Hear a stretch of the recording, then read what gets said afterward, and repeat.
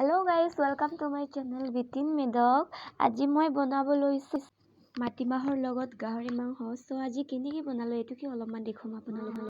মাটিমাহৰ সবজি বনাবলৈ লাগিব আমাক আদা, নহৰু, শুকান জলকীয়া, তেজপাত, পিয়াজ, বিলাহী, পাঁচফোৰণ, জালুক আৰু গাহৰি মাংস আৰু মাটি দালি। এতিয়া আমি মাটি দালি কিনি অলপমান বইল কৰি লম 3-4টা হুইসেল দি কিনি।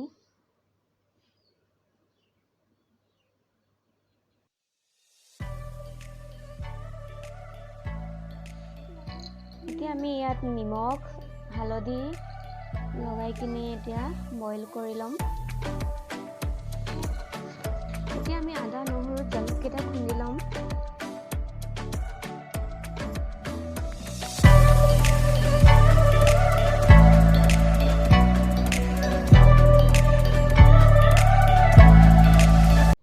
এতিয়া আমি বনাব আৰম্ভ কৰিছো আৰু এতিয়া কেৰাহী গৰম হ'ল, তাৰ পাছত তেল ঢালিছো প্ৰয়োজন অনুসৰি।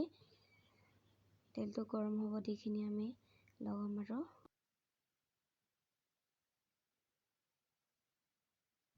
তেল আমাৰ গৰম হ'ল। ইয়াতে আমাৰ পাঁচফোৰণ, তেজপাত, শুকান জলকীয়া আৰু পিয়াজটো লগাম। এতিয়া পিয়াজটো ৰংটো সলনি হোৱালৈকে এতিয়া অলপমান আমি ভাঙি থাকিম। পিয়াজৰ যেতিয়া আধা কেঁচা গোন্ধটো গুচি যাব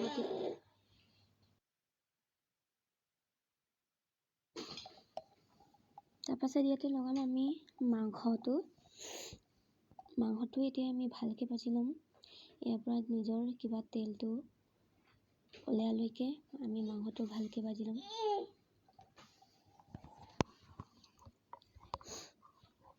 আমি এতিয়া ইয়াতে লগাম হালধি আৰু নিমখ সোৱাদ অনুসৰি। মনত ৰাখিব নিমখ আমি মাটিমাহটো বইল কৰোঁতে দিছিলোঁ অলপ, আৰু গাহৰিটো বইল কৰোঁতেও নিমখ দিছিলোঁ, সেইটো কাৰণে নিমখ লগাওঁতে সাৱধান হ'ব অলপমান। আমি এতিয়া লগাম ৰঙা জলকীয়াৰ গুড়ি। এইটো ৰেড চিলি পাউডাৰটো মই ঘৰতে নিজে বনাই থোৱা ৰঙা জলকীয়াৰ গুড়ি। তাৰপাছত ইয়াতে লগাম বিলাহী 2টা কাটি থৈছিলোঁ, এইটো এতিয়া লগাম। তাৰপাছত এতিয়া বিলাহীটো যেতিয়ালৈকে সিজিব তেতিয়ালৈকে আমি গলি যোৱালৈকে ভাজি ল'ম মাংসটো ভালদৰে। এতিয়া ঢাকনটো দি কিনি ভালদৰে সিজিব দি ল'ম। এয়া চাওক আমাৰ অলপ বিলাহী গলিছে আৰু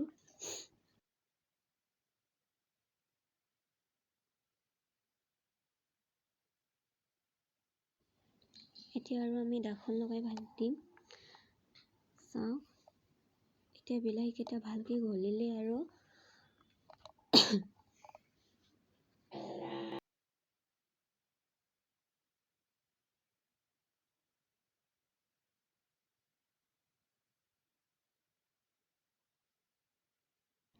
বিলাহী আমাৰ ভালকে সিজিলে আৰু এতিয়া আমি ইয়াতে দিম বইল কৰি থোৱা মাটিমাহ। তাৰপাছত ভালকে মিহলাই দিম আৰু আমি এতিয়া পানী ঢালিম, কাৰণ অলপমান ডাঠ আছিলে, সেইটো কাৰণে আমাক অলপমান পনীয়াকে লাগে।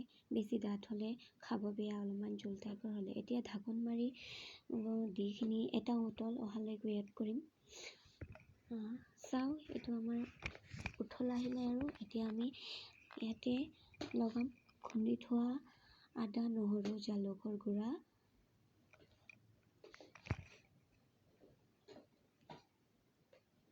চাওক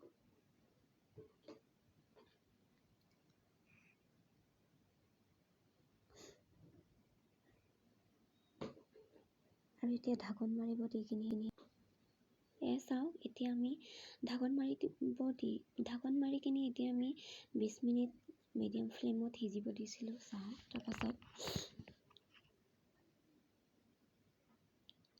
আমাৰ এতিয়া ইয়াত আপোনালোকে কলখাৰ বা চৌদা খাৰ দিব পাৰে, কিন্তু মোৰ ইয়াত কলখাৰ এইটো নাছিলে, সেইটো কাৰণে মই দিয়া নাই একো। এনেকৈও ভাল লাগে। এতিয়া আকৌ আমি ঢাকন মাৰিব দি কিনি 10 মিনিটৰ কাৰণে উতলিব দিম।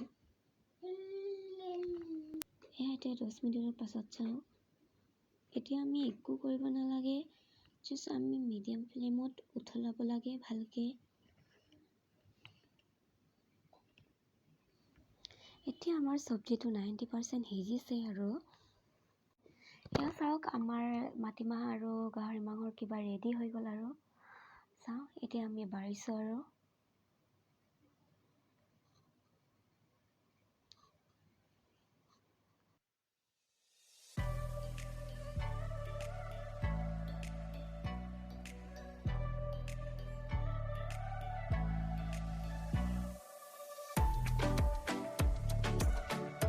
এই আমাৰ দালিখন ৰেডি হৈ গ'ল এতিয়া আমাৰ পৰিৱেশন হ'ব যদি আপোনাৰ আমাৰ ভিডিঅ'খন যদি ভাল পালে তেন্তে আমাৰ চেনেলটো লাইক ছাবস্ক্ৰাইব কৰিব